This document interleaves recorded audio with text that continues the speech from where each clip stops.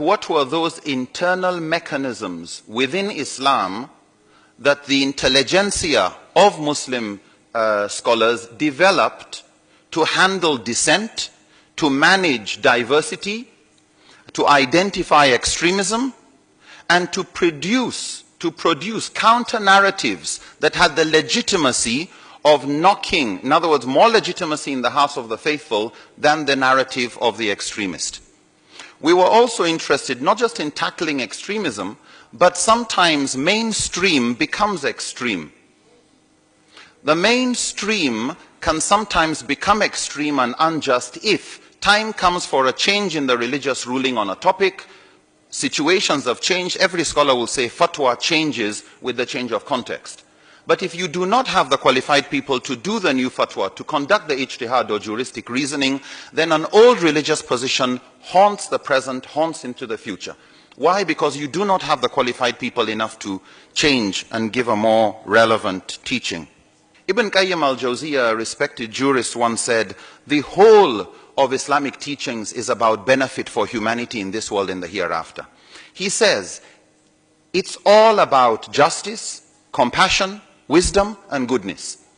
That any teaching, any ruling that is presented by a scholar that moves from justice to injustice, from compassion to cruelty, from wisdom to folly, or from goodness to harm and evil, is a ruling that does not belong to Sharia, even if somebody claims it came from the text or an interpretation.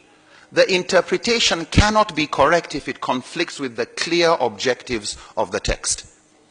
The problem is, many Muslims are themselves ignorant of this field because it's left for people who are going to be muftis, people who are going to be mujtahids. So most Muslims have not studied this area and have not really taken it seriously. People go online and get fatwas. It's like going to get a prescription from a doctor that has not diagnosed you and doesn't know where you are coming from. Yeah, that's the danger of online sources. But when the people who are getting these, they will get these fatwa, they will spread it, and they will quote the great scholar who gave that fatwa. Does it fit the context? This person doesn't know. All he knows is some great scholar said so. What we find is unqualified micro-mujtahids, online and offline. People talking with religious authority who do not have the authority. They don't understand the importance of context. They don't understand the rules of interpretation, nor are they even aware of when a teaching is off the objectives of the teaching, and therefore they should caution themselves and go ask somebody who knows better. And you can't have censorship. You can't stop people from going online. You can't control that. So the proposal we are making is the promotion of subjects like usulul fiqh and maqasid in the general public. Not to make people mujtahids, but to help them know when they are dealing with somebody who is not a mujtahid, when they know somebody is not qualified.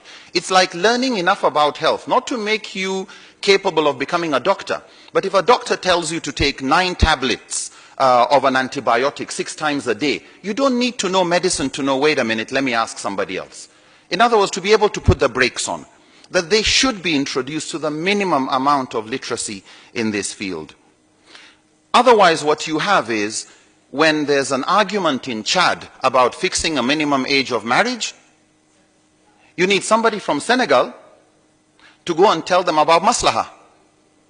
Maslaha is one of the tools, like public interest, is a source or a secondary source of rulings in Islam.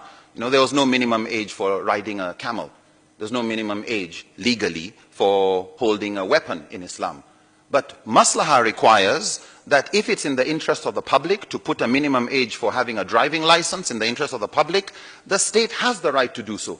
But it needs scholars who are grounded in usul and these rules of interpretation to say this type of thing. Chad cannot keep calling Senegal to come and help solve their problems. People in Senegal need to be trained. Women need to be trained in basic fields. It doesn't take more than a week's training to know the ABCD. It doesn't make you a mujtahid, but at least you know when you're dealing with somebody who is not qualified. Quick response to a point that my sister raised there about the question of women traveling alone in Islamic jurisprudence. Yes, there is a hadith where the Prophet Muhammad, peace be upon him, said a woman should not travel alone without a mahram. But in the rules of interpreting text, you don't take one text in an isolation of other texts. we have another text where some of the companions of the Prophet were complaining about the level of insecurity and oppression and injustice. And the Prophet Muhammad said, by God, if God spares the lives of any one of you, you will witness a time when Islam would spread so far that the land would be safe enough for a woman to travel from Hira in Iraq to Makkah with nothing to fear on the road and without her husband. In another hadith, without her mahram. In another hadith, without anybody else and nothing to fear except the wolves on the way. So based on that, scholars like Ibn Taymiyyah and a number of other scholars, Ibn Hazm, Ibn Hajar, Al-Asqalani, looked at, so what is the main function of a woman has to be accompanied by a man? And they concluded it is about safety. It's about security. Is the passage safe? And that's why in the Maliki, Shafi and the Hanafi school, they had no problem women going to Hajj without anybody else, just in the group of other people. So since the purpose in the eyes of these jurists is about safety and security, then in a context where you can move by car to an airport and it is safe, you can move onto a plane and come elsewhere, it is safe, the issue of traveling alone should not be an issue for us. However, the fact is, it is a common misconception on the ground, and some of these hadith are used to stop women from traveling. But unless women themselves study these fields of the rules of interpretation, know how to counter it, you will continue to be the victim of people's ignorance or biased interpretations that are out of sync with the context of safety and security that you have today. Thank you.